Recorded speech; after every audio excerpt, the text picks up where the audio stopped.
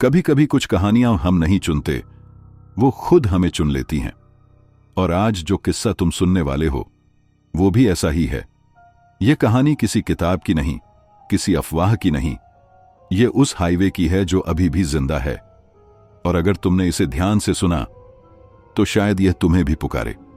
तो तैयार हो जाओ, क्योंकि अब शुरू होता है वह सच जिसे लोग डर के कारण कभी पूरा नहीं बताते।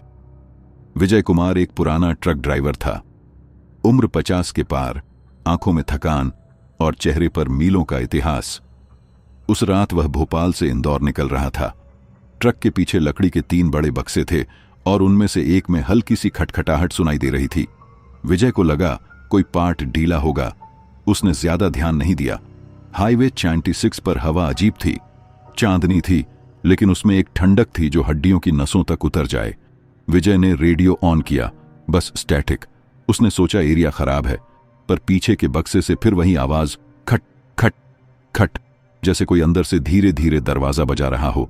विजय झुंझलाया। उसने शीशे में देखा, कुछ भी नहीं, लेकिन आवाज बढ़ती जा रही थी, जैसे किसी इंसान की धीमी दस्तक। थोड़ी दूर एक पेट्रोल पंप दिखा, श्री गणेश पेट्रोलियम। बोर्ड टेढ़ा लटक रहा था। रोशनी बहुत धुंधली थी। विजय रुका। एक बूढ़ा आदमी बाहर आया, इतना दुबला कि उसकी हड्डियां त्वचा से बाहर निकलती लग रही थीं। उसने बिना बोले पेट्रोल भरना शुरू किया। विजय ने पैसे दिए।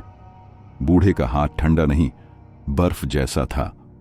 विजय ने घबराकर हाथ पीछे खींचा। तभी पंप की लाइट झपकी और 1 सेकंड के लिए पंप का पूरा ढांचा जला फूंक कर छोड़े गए खंडहर जैसा दिखा।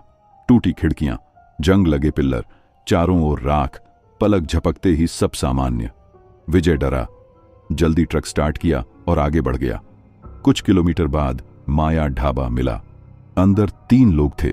एक बूढ़ा रेडियो ठीक कर रहा था, एक औरत बर्तन धो रही थी और एक लड़का अखबार पढ़ रहा था।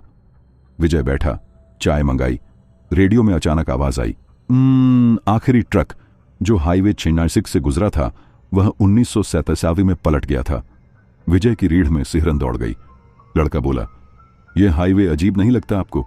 कोई आता जाता नजर ही नहीं आता। अखबार की हेडलाइन विजय की आंखों में अटक गई, 1987 का भूतिया हादसा। तारीख 16 अक्टूबर 1987। औरत चाय लेकर आई। चाय का रंग काला था, अजीब धातु जैसी गंध।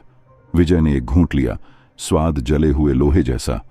बर्तन धोती हुई औरत ने अचानक उसकी तरफ देखा, फिर दीवार की तस्वीर की ओर इशारा किया। तस्वीर में एक ट्रक था, वही मॉडल जो विजय का था। ड्राइवर का चेहरा धुंधला था, लेकिन वह विजय से मिलता जुलता था। विजय खड़ा हुआ। मुझे जाना है। बूढ़ा मुस्कुराया। उसकी मुस्कान इंसानी नहीं थी। क्यों डर रहे हो? तुम तो आखिरी हो, तुम्हें यहीं रुकना चाहिए। विजय भागा, ट्रक स्टार्ट किया और निकल पड़ा। रियर व्यू में ढाबा गायब, सिर्फ खाली मैदान।